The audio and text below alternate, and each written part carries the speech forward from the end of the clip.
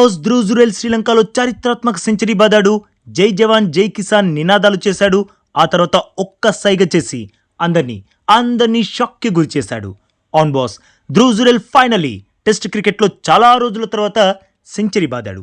ఇది తన కెరీర్లో సెకండ్ సెంచరీ. అయితే ఈ సెంచరీ త్రుటిలో మిస్ అవుతూ పూర్తయింది. ఎందుకంటే 99 పరుగుల వద్ద నుండి సెంచరీ కోసం పరిగెత్తినప్పుడు వెంట్రుకవాసులో రన్అట్ ఛాన్స్ మిస్ అయ్యాడు. ఫుల్ లెంత్ డైవ్ కొట్టడం వల్ల సెంచరీ పూర్తయింది. సెంచరీ కంప్లీట్ అవ్వగానే ధ్రువ్ జురేల్ డ్రెస్సింగ్ రూమ్ వైపు చూస్తూ తన బైసిప్స్ ని చూపించాడు. తన బైసిప్స్ పై ఉన్న జై జవాన్ జై కిసాన్ ని చూడమని డ్రెస్సింగ్ రూమ్ వైపు సైగ చేశాడు. అది చూసి కేవలం డ్రెస్సింగ్ రూమ్ లో ఉన్న ప్లేయర్స్ మాత్రమే కాదు, యావత్ ప్రపంచం సంభ్రమాశ్చర్యానికి గురైంది. అంతేకాదు బాస్ తన సూపర్ సెంచరీతో సరికొత్త రికార్డు కూడా క్రియేట్ చేసేశాడు. ఇంతకుముందు చెప్పినట్లు ఈ సెంచరీ జురేల్ కెరీర్లో సెకండ్ సెంచరీ, శ్రీలంకపై మొట్టమొదటి సెంచరీ. అయితే ఈ సెంచరీ ఎంత స్పెషల్ అంటే బాస్, ఇండియన్ క్రికెట్ హిస్టరీలో ఇంతవరకు ఏ ఇండియన్ బ్యాటర్ శ్రీలంకలో 7th పొజిషన్లో బ్యాటింగ్కి దిగి సెంచరీ బాధనే లేదు. ఇలాంటి అరుదైన రికార్డ్ని సొంతం చేసుకున్నాడు ధ్రువ్ జురేల్.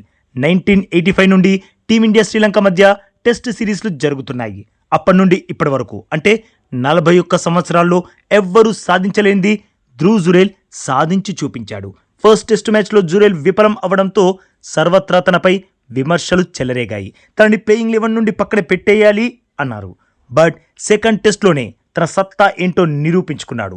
7th పొజిషన్లో బ్యాటింగ్కి దిగి సెంచరీ చేయడం నిజంగా మామూలు విషయం కాదు. ఇక జురేల్ బైసిప్స్ పైన టాటూ మాత్రం అందరినీ ఆకర్షించింది. మనమంతా చిన్నప్పటి నుండి ఏదైతే విన్నామో జై జవాన్ జై కిసాన్ అన్నదాన్ని జురేల్ టాటూ వేయించుకోవడం అయితే నిజంగా చాలా గ్రేట్. మరి బాస్ జురేల్ సూపర్ సెంచరీ మీకెలా అనిపించింది? జురేల్ సెంచరీ టీమిండియా విజయానికి ఉపయోగపడుతుందా లేదా? ఎస్ ఆర్ నో తప్పకుండా కామెంట్ చేసి చెప్పండి బాస్.